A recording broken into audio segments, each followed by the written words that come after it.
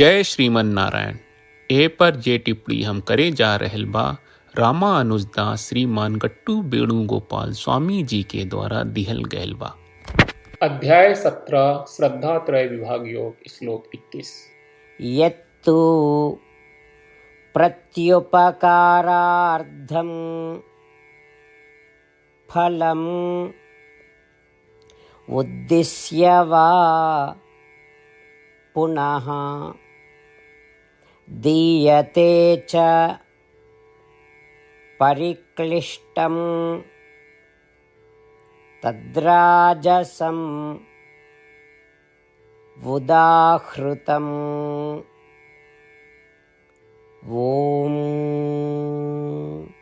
गीताचार्य श्री कृष्ण परमात्मा अर्जुन समेत हमनी सबके श्रद्धा त्रय विभाग योग सिखा रहे बानी। परमात्मा कह रहे बाड़न, हे अर्जुन, बदला में कुछ मिले की उम्मीद से दान कैल, फल की उम्मीद से दान कैल, मन में दबाव आ पीड़ा महसूस करत दान कैल, और ई भाव से अनिच्छा से दान कैल कि बचे का कौनो रास्ता नहीं के ऐसन दान राजसी प्रकृति के होला। ई कह के श्री कृष्ण परमात्मा राजसी दान की व्याख्या कर रहल बाड़न और यूँ कह रहल बाड़न कि अशुभ चीज से दियल दान राजसी दान हो जाला। ऐसे हमनी के राजसिक दान ना देवे के चाहिए, हमनी के ई मान के दान देवे के चाहिए कि हमनी के ई कर्तव्य बा जे एकर हकदार बा और ओकरा के देवे के चाहिए। हमनी के बिना कौनो इनाम के उम्मीद कहले दान देवे के चाहिए। श्रीमन नारायण के प्राप्ति के हमनी के जीवन के उद्देश्य बना के खाली श्रीमन नारायण के शरण लेके श्री कृष्ण परमात्मा के वचन के श्लोक के रूप में दोहरावे के कोशिश करी जा। यत्तु प्रत्युपकारार्थं फलम् उद्दिश्य वा पुनः दीयते च परिक्लिष्टं तद्राजसं उदाहृतम्। श्रीमद् भगवत गीता का पूरा सार श्री कृष्ण परमात्मा ने अध्याय 18वें के श्लोक 65 से 70 में 8 काम करे खातिर दिले बाड़े। श्री कृष्ण कहले, हम ओ लोगन से प्रेम करनी जो लोग इन 8 बातन के मान तारे। हम ओ भक्तन के हर तरह से रक्षा करब। श्री कृष्ण परमात्मा के द्वारा बोलल गईल संपूर्ण भगवत गीता सुनला के बाद अर्जुन कहले, करिष्ये वचनम त्वा, जेके मतलब बा कृष्ण मैं उही करब जौन आप कही। यही कारण बा श्री कृष्ण अर्जुन के हर तरह के सफलता आ विजय प्रदान करेले। आई परमात्मा के आपन व्रत देई कि हमनी के ये 8 गौ कर्म के पालन करी जा। ई वचन परमात्मा के देवे से बड़न कौनो पूजा तपस्या यज्ञ नहीं। हम 8 प्रण कहब जौन हमनी के करे के चाहिए। आप सब कृपया इन्हन के आपन दिमाग और दिल में सोची। श्री कृष्ण के आपन वचन देवे के ई तरीका में हमनी सबकी कल्पना करे के चाहिए कि श्री कृष्ण का चेहरा खुशी से चमकत बा और खुशी के एहसास करत बा। जय श्रीमन नारायण। यहाँ हमनी के 8 वादा बा। हमनी के पहला वादा, हे श्रीमन नारायण, आपका निर्देश के मुताबिक हम हमेशा तोहार ध्यान करब और तोहार बारे में सोचब।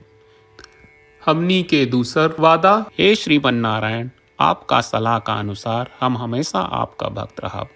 हमनी के तीसर वादा, हे श्रीमन नारायण, हम आपन सब काम तोहरा सेवा के रूप में और तोहरा संतुष्टि खातिर करब।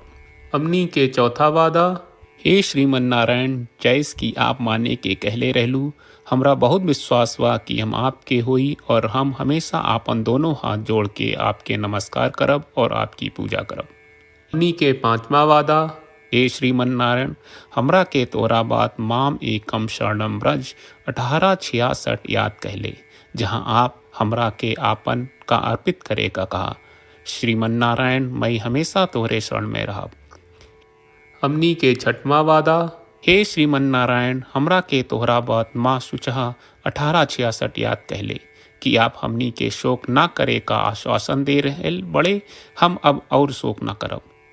हमनी के 7वां वादा, हे श्रीमन नारायण, आपने हमरा खातिर श्रीमद् भगवत गीता के वितरण करके हम सबके कृपा कहले और आशीर्वाद दहले बा।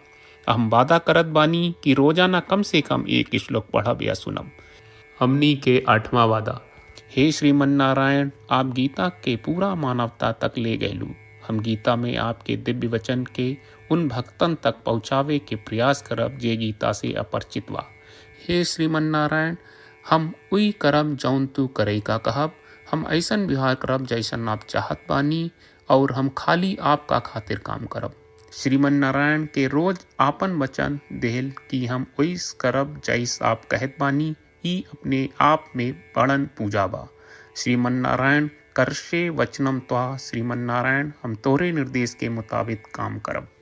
सर्वं श्री कृष्ण अर्पणम अस्तु। जय श्रीमन नारायण।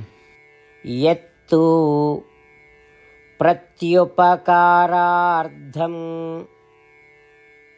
फलम् उद्दिश्य वा पुनः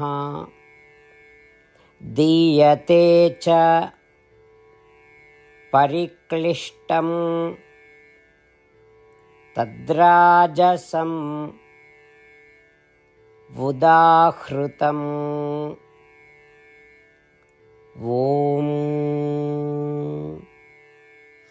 यत्तु प्रत्युपकारार्थं फलम् उद्दिश्य वा पुनः दीयते च परिक्लिष्टं तद्राजसं उदाहृतम्।